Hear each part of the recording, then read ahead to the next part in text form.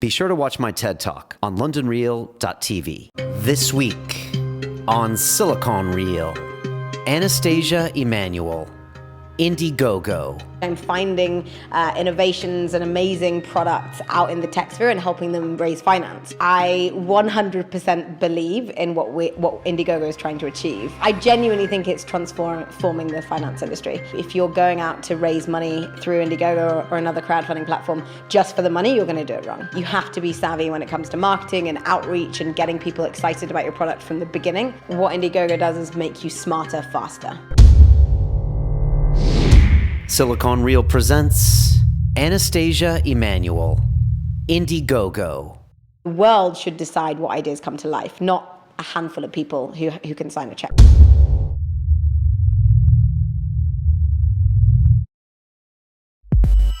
In London, technology is the Silicon Roundabout. Introducing a new talk show dedicated to the people of the London technology startup scene. Silicon Reel. Each week, interviewing entrepreneurs, venture capitalists, financial technology, accelerators, and incubators in an exciting three-person format. Learn about the people behind the innovation. Locally filmed, locally sourced. Silicon Reel. It's about the people. This is Silicon Reel, the weekly talk show dedicated to the people of the London technology startup scene. My guest today is Anastasia Emmanuel, who leads Indiegogo's hardware, design, and technology for the UK, where you encourage crowdfunding growth. You've got a big platform. 9 million people visit you guys every month globally? 15, Jesus, yeah. That's an old wiki. It's huge. You guys did some big Series B rounds this year with Branson involved, some PayPal Mafia. We're going to get all into that. You are also the tech presenter for The Week in Tech, which is a very well-produced weekly news video from Tech City News. We all watch it here. People watch it around the world. It's got like 3 news stories and an app, so we want to hear more about that. Anastasia, you are a real face of the London technology scene, so thanks so much for being here, and welcome to Silicon Reel. Thank you for having me. It's amazing to be here. I don't know which camera to look at, so hi. Yeah, just look at me. Look at me. So we got to hear, and I was telling you in the kitchen, I got to hear about the Tech City News gig because there's not many people have two major jobs and 2 major hats. You know, I know from being in a slightly different kind of media how much hard work goes behind the scenes of making any video, let alone one that's edited and short and you're on different locations and everything. So I was wondering if you could tell us, how did you get the gig? And what's it like? What does it take on a weekly basis to get that video out? So kind of a year and a half onwards, it's now a lot more streamlined. So it kind of covers everything from investments to a global story, a gadget type, if there's been a big product that's been launched. And then we cover an app, like you mentioned, our download of the week. And then there's kind of a crazy story, which is usually something like somebody attached a rocket to a bike or something of such nature. Okay. Every week you make one of these. Yeah, so we film on a Thursday, and then we rush back to the Tech City News studio, edit it really quickly, and it goes out at 7 a.m. on Friday morning. And so you shoot one day Thursday, half a day? It's now actually, we've got it down to about between an hour and an hour and a half. That's pretty good. Yeah, so I write my stories on Wednesday night. I check that nothing's changed on Thursday morning, and then I meet a cameraman at location, and we just knock it out. So it's pretty quick. Wow. Yeah. Okay, I thought there would be a lot more involved. Is there a producer that gets the ideas? That's you. It's kind then of why do you just put presenter on your LinkedIn? It should be like presenter, producer, director, writer. I mean, we're all startup. You kind of chip in and do everything. The cameraman is also he's I guess producing it as well. Like he'll tell me to stand in different positions, and he's the editor. It's Alex Wood with the vision. It's one of those like team efforts. Everyone just chips in and I know what I'm doing and I know what works. So yeah, I've learned a lot as well. Yeah, it's fantastic. I mean, I don't think you're ever just in studio. You're always somewhere, right? Yeah, generally. So this week, I couldn't make it. So Alex Wood, who's the editor, he fronted this morning. It's Friday, right? Yeah. So if you go on Tech City News, you'll see his face. Okay. So he did it in the studio today. Okay. Because they wanted to do some green screen work. But it completely varies. If you have a place that you think would be awesome to film, then get in touch. How many days out of your week do you think you spend on that? Is it like one day or a half a day of your billable hours? hours? I mean, you never do billable hours when it's this kind of a thing. But it's pretty quick now because, I mean, the news is moving all the time, but it's a wrap show. So it's rounding up the news rather than breaking. Right. So it's not like I have to be there when a story breaks and there's a huge investment or an acquisition. I look at the news on Wednesday night and I see, which big UK tech companies have got investment or been acquired, and then which things do I think that our audience will find interesting. Okay. From a product perspective or whatever. So all of that, I mean, I guess writing and researching the stories probably takes me a couple of hours on a Wednesday night. And then again, filming is like an hour and a half. Wow, that's down to a science. What's the best moment and worst moment of Tech City News? Okay. I think the worst and the best moment's probably the same. So last year, actually it's coming around again, so I'm getting hives. So last year around Christmas, Alex had this amazing idea to send me to Canary Wharf, to the ice rink. And he was like, yeah, we're going to send you to this really cool location. It's like right in Canary Wharf. Have you been? Yeah, I haven't been to the one on Canary Wharf. No. You should go, it's really great. Okay. So he's like, you're going to go and you're going to present Week in Tech whilst ice skating. And for anyone that doesn't know, I have zero hand-eye coordination. I find it quite difficult to walk in a straight line when I'm talking. So the idea of like you. I just met you, but I believe you. See? Yeah. In the kitchen? Yeah. So like I had to ice skate, which I cannot do, whilst also like speaking to the camera. Okay, right. It was pretty horrendous. There was, I mean, the outtakes video was, I think, one of our most viewed videos. Have you ever, thought, Alex, I got to give this up. I got to go on. Will this go on for a long time, or what? Is this just something that you do now? I love it. I mean, I think the crossover between my two hats is huge. I'm leading technology. I'm finding innovations and amazing products out in the tech sphere and helping them raise finance. And then on Tech City News, I'm keeping at the cutting edge of what's happening in the tech scene. So I need to know that for my other job. And I need to be very much entrenched in the scene. I think, if you speak to anyone in the UK tech scene, it's growing, but it's small enough that everyone has a touch point with somebody. It's like not 6 degrees of separation, it's like half a degree. Yeah. So aside from the fact that it actually really helps to, be a voice of tech and know what's going on and be kind of aware of the innovation that's happening, I just love it. I think it's really fun. I mean, you must love it. I do love it. And that's one thing that struck me about this scene, because when we started doing the show about a year and a half ago, I was just amazed. And I used to make this joke that I was meeting people that actually enjoyed their jobs. And it was just a shocking, idea. And everyone is just so cooperative, so helpful in this scene. And something else I noticed the other day, I was telling someone at lunch, is that there hasn't been the big exits that you've seen in Silicon Valley. Yeah. So there's no hierarchy either. So you don't have the PayPal mafia and this mafia, and you don't have this guy in the billion. Everyone's kind of relatively in a similar club of still trying to get there. So it's a real team effort. And I don't think it's going to be like that in 3 years. I think we're at a really special time right now. There's such a lack of competitiveness versus other industries.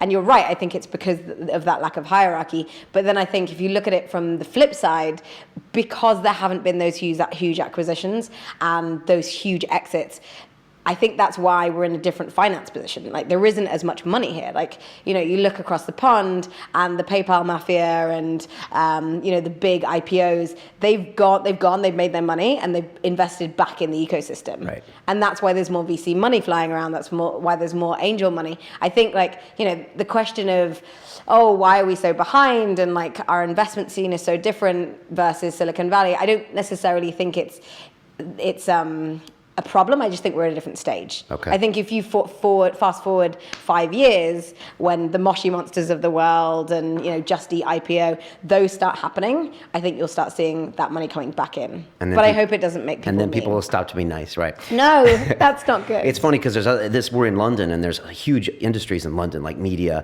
politics, real estate, and you meet someone from the non-tech industry, and getting an email intro, they want a finder's fee or something, and you're like, that's not how we do it in tech. Yeah. We hook each other up. So it's a stark contrast, when you see those two worlds. Let's talk about financing. Let's talk about you. Let's talk about Indiegogo.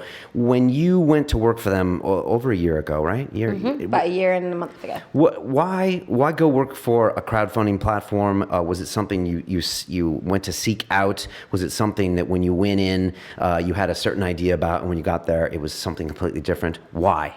You could have done anything. You can do anything. Thanks. That's amazing. So why? There was the way I fell into it was somewhat serendipity, somewhat huge passion. I thought I knew a lot about the industry. I knew nothing. And the why comes down to the fact that I 100% believe in what Indiegogo is trying to achieve. And as a person, I'm very passionate. I'm very all or nothing. If I believe in something, I will work crazy hours. I will do anything, and I'll convince anyone about it. And when I heard Danae and the founder's story and what Indiegogo stands for and the fact that it was trying to democratize access to capital, it just made sense. Because, in my past, the previous year, I'd been trying to raise finance for a startup myself. All of my friends were either trying to raise seed money or trying to get their idea off the ground. And the sole factor that connected us all was that we just couldn't do it. It was so tough to raise finance. And that's the problem that Indiegogo is trying to solve. And it's not something, that can be solved overnight, but at least it's, I genuinely think it's transforming the finance industry. So that's, I guess, the why. Okay, and that's the passion you bring to it, because you see that it's really changing people's lives and futures. Even though it's a crowdfunding, it's not an equity, it's a crowdfunding piece as opposed to, say, VC money, which you were looking for like a year or two ago. Does that change the equation differently? Does it bring a different energy? I know it must bring a different energy of investors that just want to see success as opposed to returns. What is that whole gap between, say, an equity crowdfunding and a crowdfunding model, or a VC model and a crowdfunding? You're on the inside now. Is there a difference? I think there's a difference, but I think people are scared that, one's going to cut out the other. So the VCs and the angels are worried that crowdfunding is just going to erase the industry, and it's just not going to happen. I think what's happening is that, we're starting to see all of these different models work together, and everyone has more information. And what I mean by that is that, a small company or a small person with an idea that's very early stage, and they're trying to get their idea off the ground, what they need at that point is market validation. They need to get their idea out there, and they need to get feedback on whether it's good, whether it's bad, what they should change. And they're not going to get that from a bank. They're not going to get it from an investor. And so we've seen, over time that actually a lot of people are coming to Indiegogo to prove the market validation, to get their real-time feedback from a huge amount of people, and then they go on to raise further funding. And so I think the way that the model is changing and as the market matures, we're going to start seeing even more people who are raising money through Indiegogo because of other things aside from money. Even today, we have VC-backed companies. Like a really good example is Misfit Shine. Actually, I'm not wearing it. Have you seen it? No, it's a fitness tracker. So it's like this big. It's this beautifully designed fitness tracker. So kind of like the Nike Fuel Band or anything else that tracks your activity. And very, very clever founder, Sunny Vu, based in Silicon Valley, and he came to Indiegogo at the end of last year and ran a campaign. Now, he'd already raised a $7.4 million VC round, so he clearly didn't need money. Right. What he wanted was that he'd poured his heart and soul, and his team had worked so hard on creating this product that they wanted to know that when they launched it to market, that they were giving something to their customers that they wanted. And so through his Indiegogo campaign, he got a crazy amount of market feedback. He found out, he walked the price point up from $40, which is what he started selling them at, up to about $75. So he created his RRP price of $99. He figured out people were willing to pay $50 more for a black version. He got funders from over 85 countries. So he created a really strong international strategy right from the start. And now he still sells more outside of the US than inside. So all of this feedback that he got, he wouldn't have got had he just launched straight to market, which he could have done because he had the money in the bank. Right. And that's the question. What is crowdfunding? Is it marketing? Is it like customer acquisition or product, delineation? Or is it financing? Or is there some other... It's everything. Is there some other adjective I'm not throwing in there? No, I mean, when people ask me what crowdfunding is or why would I crowdfund, the last thing I say is money. The first thing I say is, market validation, finding and building your community, getting real-time feedback from a large group of people, creating evangelists, capturing data against your customers, and then raising money. Okay. because it's all of those things first. And I genuinely think if you're going out to raise money through Indiegogo or another crowdfunding platform just for the money, you're going to do it wrong. Okay. How's the market changed in a year that you've been there, or even 2 years? Has it got, I don't know, more intelligent? Has it gone overdone on certain hardware products, and has it pulled back a bit? Have people gotten burned and like, I never got my product delivered 2 years later? Like, is the market learning, and what are we learning? The market's definitely learning. So, I mean, you look at crowdfunding in the US, and it is a more mature market. So, people are kind of approaching crowdfunding in a different type of way. So, things like Misfit, or you have huge billion-dollar companies like Marvell running their products through Indiegogo. In the UK, it's growing really fast. So it's our third largest market. And even in the last year, for me in hardware, I've just seen a huge rise. And that's, a huge rise in the number of people wanting to crowdfund, but also the way that they're going about it. They're a lot smarter. They understand the process. I think in the UK, because it's still quite a new industry, people still think it's free money. They're like, okay. Oh, it's amazing. I can't get a bank loan. I'll just put my idea on Indiegogo. Okay. I'll go get a glass of wine, and then millions of dollars are going to come. And then maybe I'll get around to making a product. Yeah, and okay. It's not like that. There's a huge amount of preparation that goes into it. You have to be savvy when it comes to marketing and outreach and getting people excited about your product from the beginning. So like the first 30% of any campaign on any platform will come from your own network. Okay. It's not, the strangers out there who are going to go and fund it. And the reason is because those strangers, the crowd, still need to see that product or that idea has been validated first before they feel kind of, trusting enough and excited enough to get involved. Okay. What are is there liability when it comes to crowdfunding? Like if you take the $100,000 in, like do you have to do something with it, or is there any kind of liability for people? I mean, there's always an element of risk in everything, even equity funding. When you look at the crowdfunding model, so we have two types of funding. So flexible is where you keep all of the money that you raise, and fixed funding is where if you don't hit your goal, then all of the money goes back. And we've created these two different types of funding models because it fits different, one size doesn't fit all. Right. If you have a product and your minimum order quantity is going to cost $200,000, then you need $200,000 because 150 you won't be able to buy the tooling. That's usually a complex hardware product. Exactly. Okay. Yeah. Okay.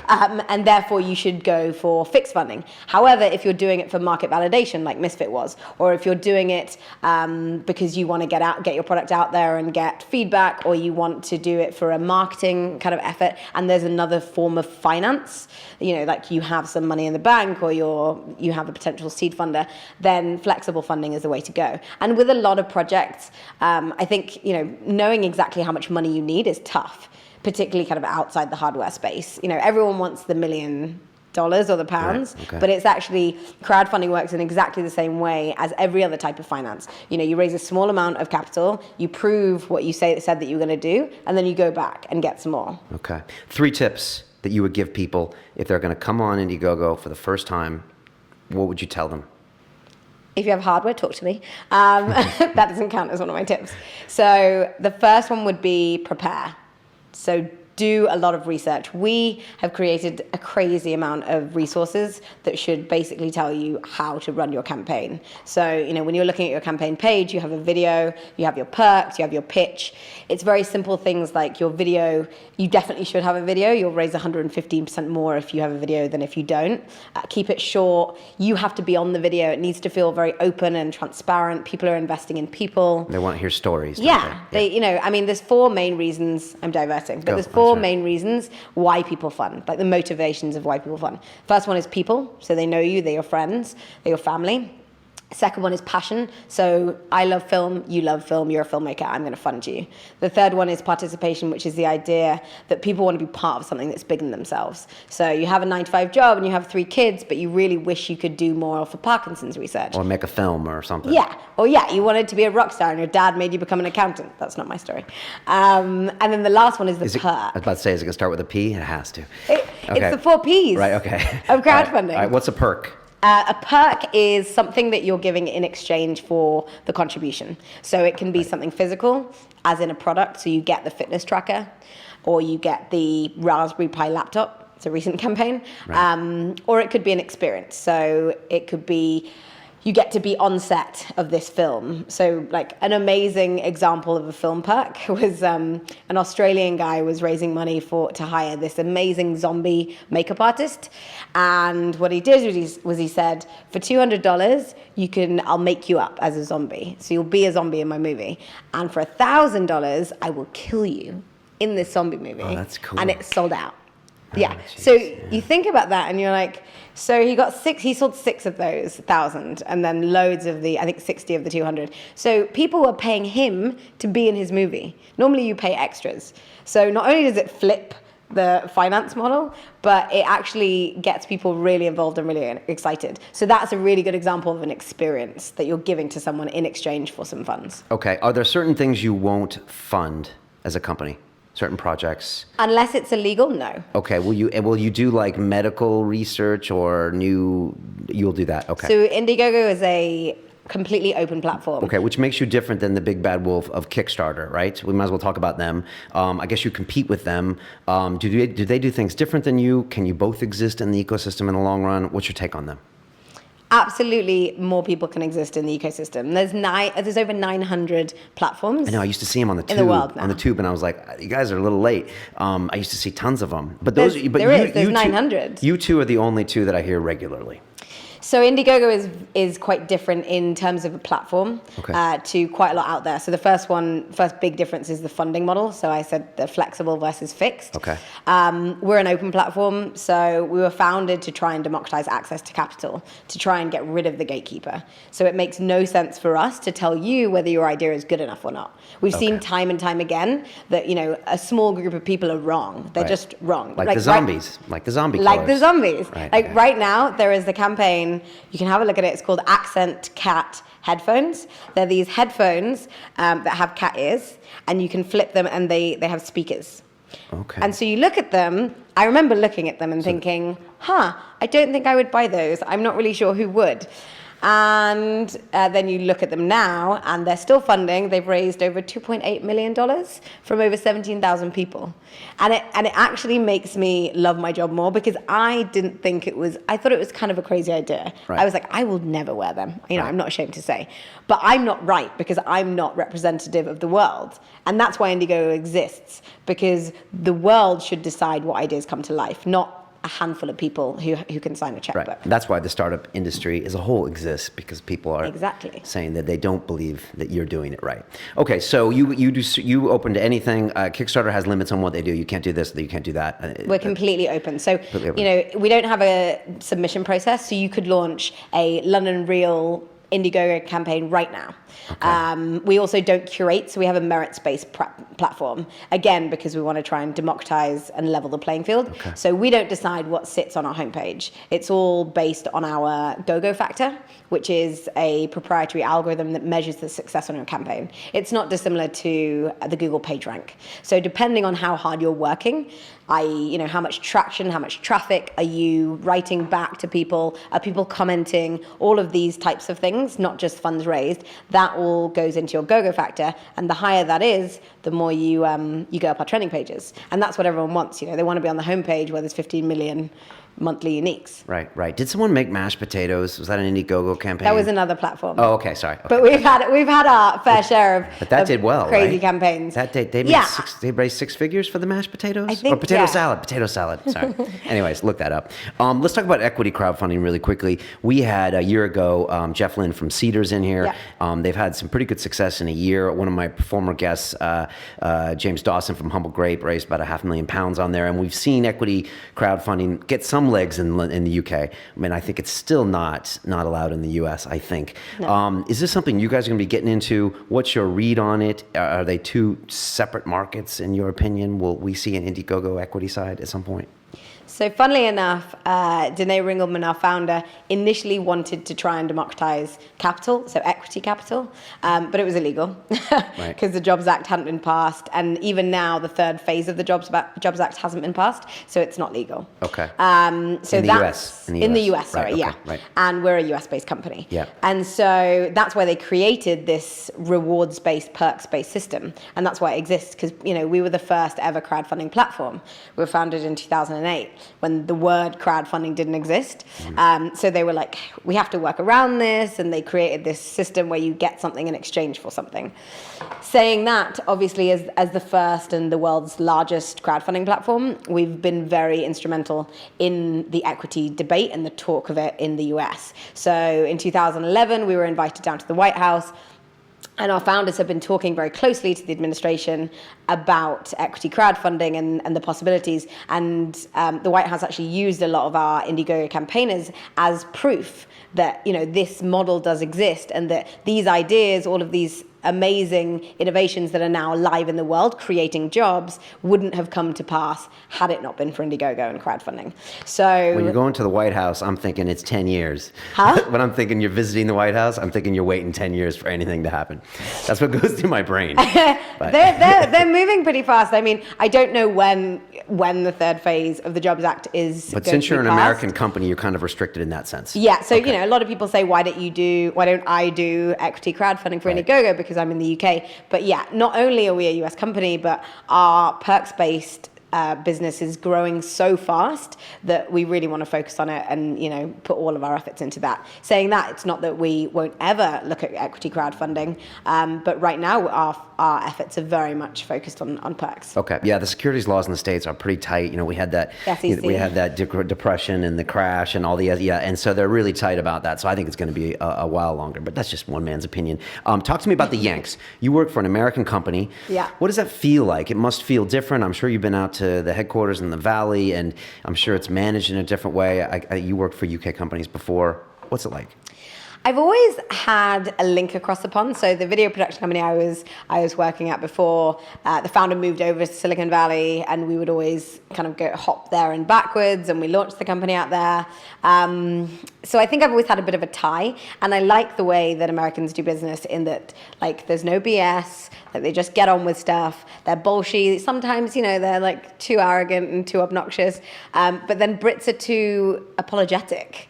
I always use the analogy of, you look at a pitching competition in England and in America, and the American guy stands up and he's like, this is the most disruptive hyperlocal technology you're ever going to see. It's the Uber for X. It's going to get acquired for this many millions. Yeah, think Uber. Think Uber, but whatever. That analogy's never been made.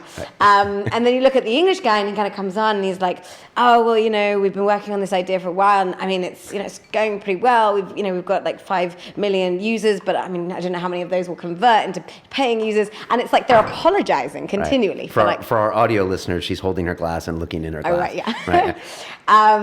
And so I like the way that they're very get up and go. They're very bolshy, and we have an amazing managerial system. So our headquarters are in San Francisco. I go out there every sort of 6 months. I was just there in October. Every 3 months, actually, we have something called All Hands, which is where we all get together from across the world, and we brainstorm, and we bond and drink beer and do like activities and that kind of thing, and see how we're gonna become the world's funding engine. And it's amazing to see everyone from across the world. I have people that are doing my job in Canada, Israel, Germany, Australia. So how many employees? There's over 100. Okay.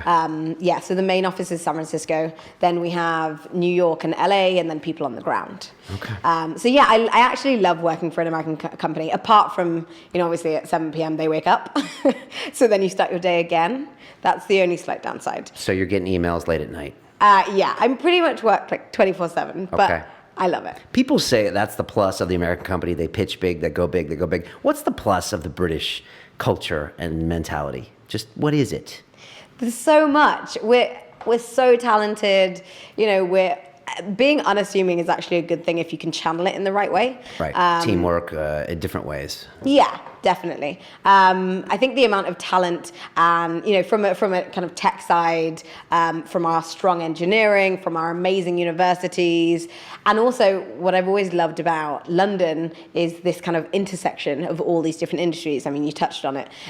Within 5 minutes, you have the banking sector, the fashion sector, the tech sector, media, and so you get these amazing cross collaborations, and that's why I think we're really strong in industry because everyone's so close to each other. And so I think the strengths that we have is being able to, you look at the US and fashion's in New York, but tech's in Silicon Valley. It's like they're separated by coast. Yeah, banking as well. Yeah, exactly. Places. So, I think being British helps. Also, pitching over in the US, like, they actually love British people. It's great. I get away with a lot more in America than I do here. Oh, yeah. And so you can be charming, and if you're smart and you're bolshy and you have a great idea, then investors across the pond will listen to you. I think we just need to get a little bit more ballsy. Okay, well said, well said. I am guilty of something here on a regular basis, and it's because of my local focus. My other show is called London Reel. This is Silicon Reel, and I started off by saying it's dedicated to the people of the London technology scene. And there's a lot of other tech in this country. This is the United Kingdom. It's big. There's 80 million plus people in all the different places. I should be thinking of that more. Cambridge is a huge hub. You recently took a huge tour of the UK, 10 different cities. And you went up and talked to all these people in all these places. And we have big love for everyone up in Birmingham and Leeds and Manchester and Newcastle and all that. So what did you discover? Why did you make the trip? Or did you just want to film yourself in different cities? Is that No, that was fun, but no. So the nationwide tour was called Go Crowdfund Britain, and the reason for it was, so I'm a northerner. I'm from Leeds. Okay. And I sit in London and I see all this amazing innovation. We're distributing millions every single week on Indiegogo, and I look at the scene, and even not just with our platform, across the whole industry, most of these ideas are coming from London. They're London-centric, like everything. Okay. But you see everything from your control panel, or do you have like a God view like Uber does? Yeah, like looking down. You don't have to answer that. All right, so you see it's very London-centric. And it made me ask the question, why? Because being from up north, I know that it's not for a lack of, innovation and creativity and talent. Like, if you look at some of the best inventions in Britain, they've come outside London. And so it kind of annoyed me that, this isn't happening. Why is crowdfunding not coming to these cities? And also, if you look at capital, because London is the epicenter of finance, there is more money here. A lot of VCs work out of London. There's more angel networks. And so these ideas across the country actually have less access to capital. Therefore, they need other alternatives even more. So I decided to get in a car and drive with a cameraman to 10 cities and to try and spread the word of crowdfunding and hold these masterclasses in each city and meet with 26 journalists to try and get them to spread the word. And the challenge was to try and raise £1 million from outside of London, from ideas, like big and small. They could have been creative films, or they could be products, they could be amazing causes. And that was in July, and so far we've raised about £950,000. Wow, congratulations. Thanks. Thanks to them. Was there any non-obvious takeaway where you got there and it was just like, oh, wow, this is the way it is, and it's not what I was expecting? I mean, I think I thought I knew quite a lot about the northern scene because I'm from there. Right. But I've been away for a really long time, and actually going to each city and talking to people from, the local area and the influences within that scene, I got to learn a lot more. Like, I had no idea that Bristol was really strong at Internet of Things, and they had a really big robotics lab, and there was a huge amount of activity going on there. Birmingham's really big for gaming. Manchester obviously has a huge creative element, but then tech, they're forging forward, and they want to be one of the top 5 European cities. And we've, even just purely Manchester and Leeds, there's 2 campaigns that have raised over $250,000 from there. So the technology is there. I think the cities outside of London just aren't as good at commercializing it. Okay. So then you do the master classes, you teach them how to sell and get involved, and then the pool of capital is is in the web, so it can go anywhere. It just wants to go to the best idea. Exactly. Okay. And, the other point was that there's this myth that you have to jump across the pond to get funding in London. You have to go to the Valley and raise investment, and that's the only way that you're going to get your company off the ground. And even in Britain, people think that if you're serious about your business, you have to come to London to get funding. And one of my points was that you don't. In your living room through a laptop, you have an access to the whole world. Can you tell who's funding, like the companies? Say they're funding them in pounds. Can you tell that money's coming from America or Asia or Europe? Yeah. So a lot of the UK campaigns will list in dollars just because they have a very global product, and the dollar is seen as the most recognizable currency. So I have a couple of campaigns right now, and they're raising $200,000 plus. But they're Leeds-based and Manchester-based and London-based. So on our back end, we have a very strong campaign dashboard, and that provides the campaign owner with a lot of analytics. And based on that, they can make a lot of smart marketing decisions because they can see where their funds are coming from. Like you say, different countries, they can see which URLs are referring the most traffic, which people are referring. They can see when funds are coming in. So if they get covered in a big TechCrunch blog, then they can see that it converted into $11,000. Wow, that's fascinating to see. What's the future of crowdfunding? Is it all going to be about the data? Is it going to be about the analytics? I mean, if you think to yourself, I really need to solve X, Y, and Z in the next 2 years to bring a better product to market. What are those things? I think that what Indiegogo does is make you smarter, faster. So another potentially negative thing about Britain is that we're scared of failing. And Americans love it. They see it as a badge of honor. They love They're failing. I failed 5 startups. I actually heard Eric Schmidt say that at Google they like to hire people that have failed because of the mantra that you learn more from when you fail than when you actually succeed, which is kind of true because if you fail, you look at every tiny thing. I know I've done it. Right. And you're trying to analyze what went wrong. It's kind of true, although that maybe has been overdone. I think someone from some of the VCs were like, but we do want you to win. Yeah. We still need return. Yeah, you do have a point, and that's in Britain Airs on that side. Yeah, right. And so I think what crowdfunding is doing is kind of lowering that barrier of fear, so you can actually fail very fast. It's like the lean startup methodology. In 35 days, you realize that you need to go back to the drawing board and tweak what you have. It might be that your idea isn't, your idea might not be rubbish, but something's wrong because it's not resonating with the crowd. And so I think what we're going to see in the future is everything from really large companies to still, a man or a woman with an idea using Indiegogo to get that data and get that insights and, change, learn, iterate, and then get their idea out there faster. Yeah, it's a wonderful way to get feedback. And, you can go for market tests and you go for focus groups, but nothing talks like putting your money where your mouth is. And the crowd, they will tell you, whether you want it or not, they will tell you whether your idea is rubbish. Right, just like the market will tell you what the price is. Exactly. Okay, good. I have a great opportunity here because you are a woman and you are in tech. You're also under 30, so it's an interesting data point for me. And we've actually had a lot of female guests here on Silicon Reel. And I was first asking some of them when they came on, let's talk about women in tech. And then I'm like, that's just really silly just to talk about that. And then I asked a couple of them, what's the question that we should be asking about women in tech, as opposed to just talking about it and talking about the imbalance and being like, la, la, la. What should we really be asking, or what should we be asking ourselves? Or what do you think when people talk to you about that? It's really funny. There's a lot of kind of talk about this at the moment, and I recently just went to a women in tech supper, which is something that I don't typically do. I don't kind of go to a lot of women in tech functions or... Why not? Because I don't think it's helping the situation. I think that you can't solve a problem by only talking to half of the population. The other half need to be involved in the conversation, like the men, because we're not going to solve it on our own, bitching and, sitting in a room talking about how we're subjugated and we're not earning enough, et cetera, et cetera. I think there's definitely a benefit to having a support group.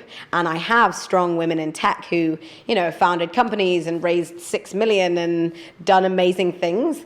And it's amazing to have them and to feel connected to them in a way that potentially I can't with male founders, etc. But I think the conversation gets too siloed into this women in tech, why are we not equal and how can we change it? And I think it needs to be more about just equalizing everything and looking at the bigger picture and figuring out childcare and the big issues around why we think that it's not equal.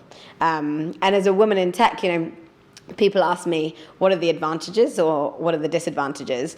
And, there's an element of, I walk into a room and I'm one of like a handful of women. What is it, 1 out of 10? Yeah. Yeah. Okay. Like It is if you're like looking that, at pure hardware, so I do a lot of hardware events and conferences. I'm always on hardware panels, and I'll be like one woman, and on the panel it'll be like 10. And there's that thing where you walk up on stage and people think you're the MC. Okay. That's really fun. All right. Yeah, I'm guessing you roll through that. You're Yeah, okay I with do. that. I'm like, no, Okay. I am actually the speaker. Okay.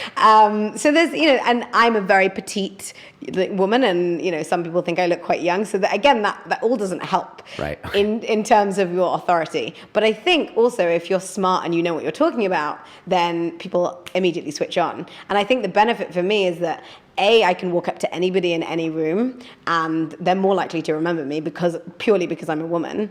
And B, I get a lot of opportunities to talk. So on a hardware panel or on stage, in those kind of situations, maybe people are looking for the woman. People have actually said to me, we want a woman on the panel. And that annoys me because they shouldn't want me because I'm a woman. They should want me because I'm a voice of whatever. Right. But you still go. You embrace it to a certain extent. Yeah, because I don't think it would do me well to knock those opportunities away, because if you just look at it as an opportunity, it's still a way for me to get my voice out there and to get Indiegogo's message out there. And at the end of the day, I think if you're smart, then people will still listen to you. Okay. What was the tone of the Women in Tech dinner, or what kind of things were discussed? Or there was Chatham House rules, so I actually can't talk about it. Oh, man. But it was talking about these issues. How do people feel? What can we do to improve the situation? Is there things that we can help? Can we encourage more women to get into technology? That's the positive side of it. Can we get more women into engineering? Can we tell women that actually it's an amazing industry to be in, and not have this kind of snobbery of, if you can't code, you're not really a woman in tech. Right. We had like Sandy Carter from IBM here, or someone that said that the percentage of women coding or girls coding was going down, and I was like, what are you talking about? I thought it was going up, and like, I don't know. It's not necessarily. I mean, it seems to be going the right way, but not necessarily as fast. I mean, things never happen as fast as people want them to. I think we're going in the right direction. I think there's several structural changes and certain things that need to happen at a corporate level and an education level, so that there's going to be a major change. But people are trying, which, it's very easy to be cynical. Brits are very cynical. But I think sometimes you have to look at the positive. And, like on Indiegogo, we've seen amazing female projects. And again, it's one of the reasons that I love the company, is because it's leveling the playing field for everybody. So if you look at the amount of VC money that goes into female-led startups, in the US, it's 15%. Here, it's even less. And of all successful Indiegogo campaigns, 47% are led by women. So, the crowd, that's a crowd talking again. So. Exactly. So, yeah. Well, people are investing in the ideas, and also the crowd is much more representative of society. Right, because they're not the VCs with the track record of investing who happen in to be men and no men of a certain age, of a certain background, who want to invest in things that are safe, that they're used to and they're familiar with. Okay. Let me ask you a question about us Brits, because I am British, by the way. I have a British passport. Your accent sounds a little dodgy. Whatever. That was the old days. But do we work hard enough in Britain? I mean, you work for an American company. I'm sure you get their opinion all the time. Do we? In general? In the tech industry. Like, do you think the Americans are like, damn, they're left the office again, those guys at Indiegogo London? Or do you think I never leave the office. In the tech, yeah, I know you never leave, you're in the office now. Do you think in the tech industry here we don't work hard enough or not? I can only really talk about my experience, so the people that are around me, and they work really hard. So if you've always looked at kind of a European versus American mentality for work ethic, it is different. Yeah. Americans have no holiday. Yeah. Shocking. It's like there's no legal holiday. You don't actually have to give people holiday. It's like it's worse. It's like an ostracization. You can't say that you're on holiday because that would imply that you're not always working. And then Americans judge you. It's really shocking. Crazy. I know. That's why I love it. I think that working all the time is bad. I am I'm completely guilty of it. I work crazy hours, every night, every weekend. My boyfriend hates me. I'm a bad friend. I'm a bad daughter. And, it's because I genuinely believe that I'm trying to change something and I'm really passionate about it and I want to do it. And so, out of my character, I'm very all or nothing. Maybe that's why I work well at an American company. Yeah, no. But equally, I see the negative in that, I'm burning out and I can't give everything to, some parts of my job and I'm neglecting other parts of my life. And I think that balance is important. I think that people get really, really judging over people who go home and spend time with their families and focus on love or focus on, enjoyment and hobbies. And actually, Danae spoke about this recently, and she said about how it's, so important to put some time for those parts of your life, and it will actually make you a better business person. So I think that we do work hard enough. I think that there's always a balance. If you're working for yourself, you're always going to work 10 times harder because you have so much skin in the game, like, probably remortgaged your house or whatever. And so you're going to be working a lot harder than, say, a corporate person who can go home at 5 p.m. Yeah, there's a term in technology called technology debt or management debt. And it's this whole concept that if you squeeze a company, like Indiegogo with a short staff, that you're going to end up paying for it later. Or if you squeeze them with tech, you're going to end up paying for it later. And I think it's definitely true in your personal life. If you don't have that balance, you cannot redline it for that long because you're going to blow up or your relationship's going to blow up and then you're going to hang yourself. Well, I won't get into that. But wow, it just got dark. I can go there quick. Anastasia, we always ask everyone here a few questions at the end. I'm going to ask you, and I won't adjust the years at all, but if you could make a phone call to the 20-year-old Anastasia, I guess you're still at Leeds, maybe not, I don't know, and give her a bit of advice, what would you tell that young lady? I would say... We're professionals here. Be fearless. Don't second guess yourself. This is something that happens as a woman a lot, and I've discussed it with other women. Is this the lean in kind of Sheryl Sandberg thing? Yeah. Okay. Like women second guess everything that they do. If you're offered a job or you're asked to do something, unless you're very sure that you can do it, you don't want to do it. A man will see an opportunity. They won't even spend 10 seconds figuring out whether they can do it. They just say yes. And I think, and I've learned over the last few years that that's actually the approach to take. If as long as you're smart, you can figure out anything. And so I would say to my 20-year-old self, be fearless, just go for it, jump right in, always aim higher than what you think you can achieve because you're better than you probably think you are, and never underestimate relationships. So my entire career has come from relationships. I've never been to an interview. I've never applied for a job. I probably would never get employed by a corporate company. And it's been completely down to the relationships I built. And it happened very naturally back then. It's the whole helping each other, being part of an industry. But back then I didn't know what was happening.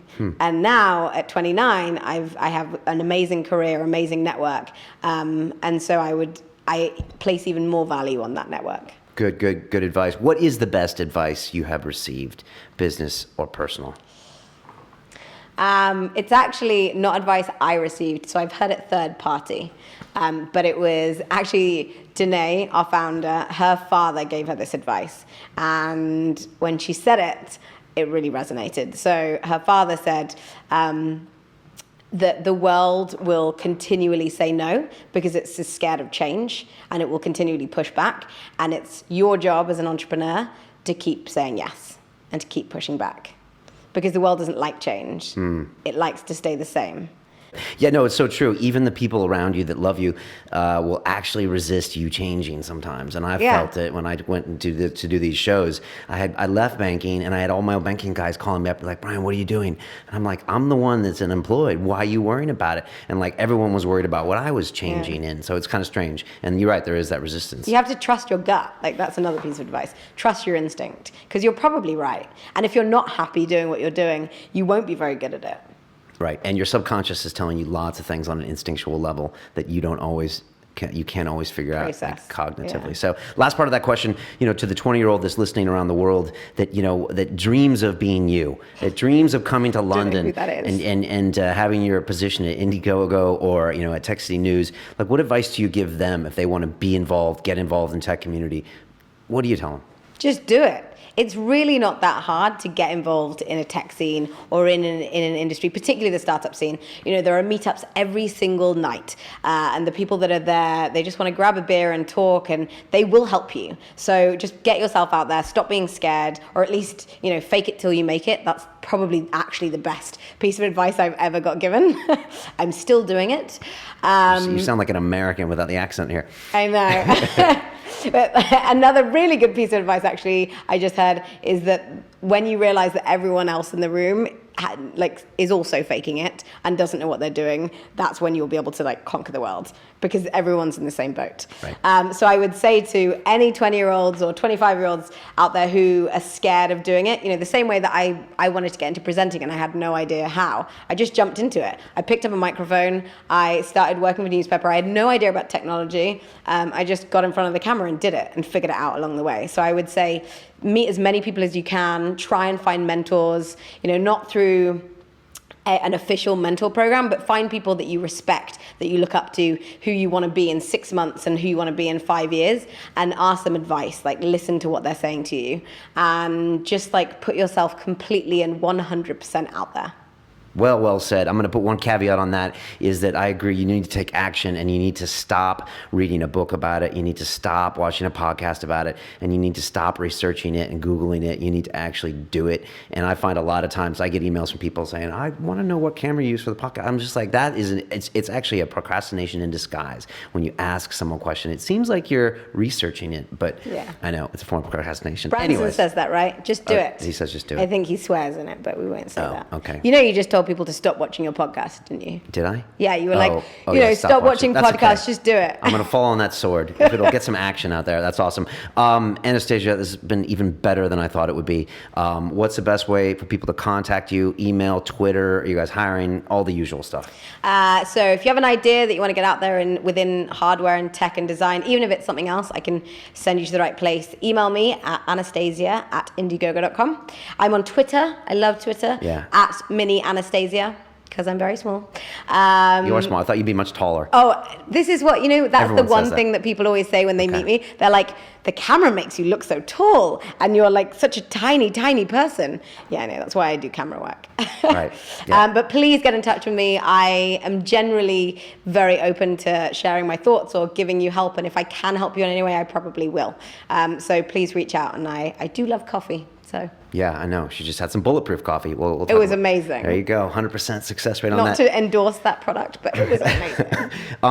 Fantastic. Thank you so much. If you're listening to us on iTunes, you can see the extremely good-looking Anastasia, and I'm looking pretty good too, on our YouTube channel. And what else can I say? We're putting out 1-minute trailers now on Friday at 2 p.m. so you can watch the latest guest and then go out and talk rubbish about them when you're having drinks. So we're doing that, and then we drop our audios on Mondays, our full episodes on Tuesdays, and of course we have the live shows on Friday afternoon. So check that out. We're on Twitter, Facebook, all that good stuff. Anastasia, you are a true asset to the London technology community. You're a great face. Just keep doing what you're doing. It was so great to have you. Thank you. We say on Silicon Reel, it's about the people. Need I say more? I wish you all the best. Thank you very much, Brian. Happy Thanksgiving. Thank you very much. I'm off to eat a turkey. All right? Take care.